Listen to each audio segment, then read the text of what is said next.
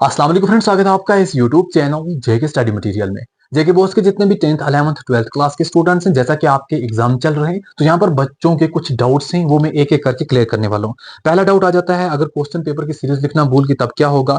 Roll number अगर attendance sheet पे नहीं लिखा तब क्या होगा। अगर हमने कोई क्वेश्चन जो है हाफ लिखा, क्या उसके मार्क्स मिलेंगे।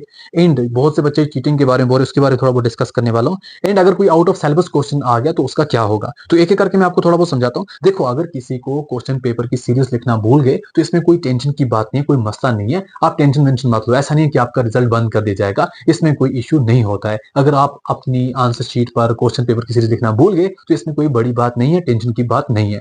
हाँ, इतना होता है जो आपके एग्जामिनर होता है उसको एक्स्ट्रा मेहनत करनी होती है, वो मैच करता है कि इसके क्वेश्चन किस सीरीज के साथ मिलते हैं, फिर उसी हिसाब से वो मार्किंग करता है।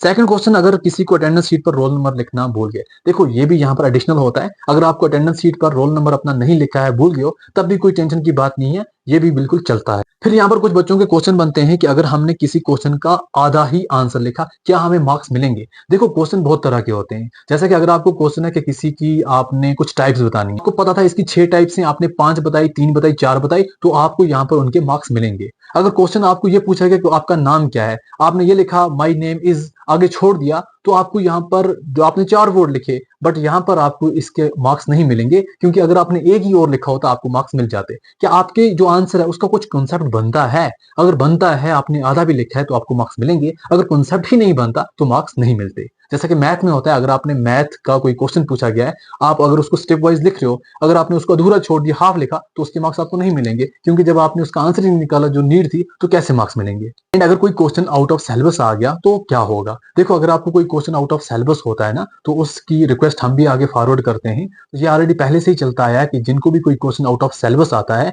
वो जेके बोस तक पहुंचाना पड़ता है, तो वो आपको उसके मार्क्स दे देते हैं।